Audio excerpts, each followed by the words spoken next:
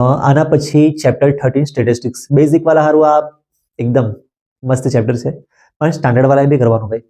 સ્ટાન્ડર્ડમાં બી 4 માર્કનો સવાલ તો છે ને, એટલે પેલું ફ્રીક્વન્સી ફાઇન્ડ કરવાનું હોય ને, એક્સ વાય ફાઇન્ડ કરવાનું કાં તો એફ ફાઇન્ડ કરવાનું, આવા સવાલ તમારે કરવાના. ટેક્સ્ટબુકના બી અને ટેક્સ્ટબુકની બહારના બી. ટેક્સ્ટબુકમાં છે ને મોડ ફાઇન્ડ કરવાનું હોય ને, એમાં તમને મોડમાં ફ્રીક્વન્સી ફાઇન્ડ કરવાનો સવાલ નહીં પૂછાય.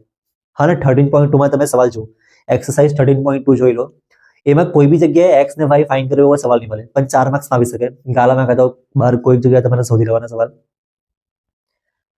જો તો આપણે કદાચ ઇન્સ્ટાગ્રામ પર કે શોર્ટ્સમાં, યુટ્યુબ શોર્ટ્સમાં કદાચ સોલ્યુશન સાથે સવાલ કદાચ આપવા હોય. આમાંથી તમને 1, 2 ને 4 માર્ક્સનું છે. ઓકે, 1, 2 ને 4 માર્ક્સનું છે. કઈ વસ્તુ આઈએમપી કહી દેમ.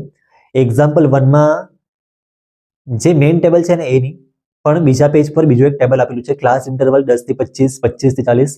આ એવા ટેબલ તમને આપીને મીન ફાઇન્ડ કરવા પૂછી શકે.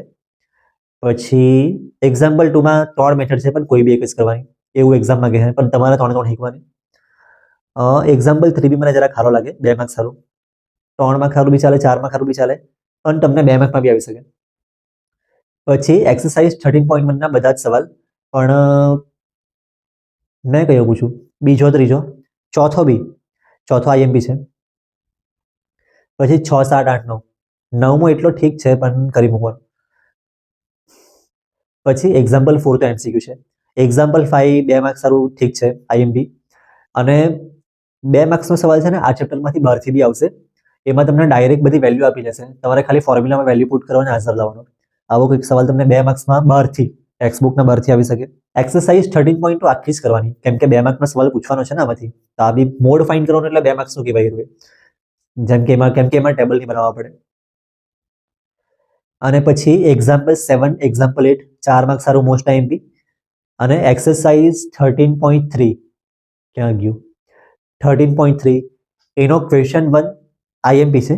એમાં છે ને ફ્રીક્વન્સી ફાઇન્ડ કરવાની નહીં મળે ક્વેશ્ચન 1માં, પણ અમુક જગ્યાએ, અમુક ટેક્સ્ટબુકમાં કે ટેક્સ્ટબુકની ગાલા કે બીજી કોઈ જગ્યાએ ફ્રીક્વન્સી એમાં જે લખેલું હોય ને, તેમાં તમને કોઈક નંબર કાઢી નાખે, એના બદલે એક્સ મૂકી દે, ને પછી કે આ ફ્રીક્વન્સી ફાઇન્ડ કરો.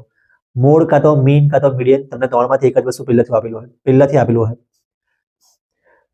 તો ક્વેશ્ચન 2 જેવો છે ને, જેમાં એક્સ ને વાય ફાઇન્ડ કરવાનું, ક્વેશ્ચન 1 ને બી છે ને એ લોકો એવો બનાવે, અમુક લોકોએ અમુક જગ્યાએ બનાવેલો છે એવા સવાલ એવી રીતે. તો એક્સ કાં તો વાય કાં તો ખાલી એક્સ એવું ફાઇન્ડ કરવાનું આવી શકે.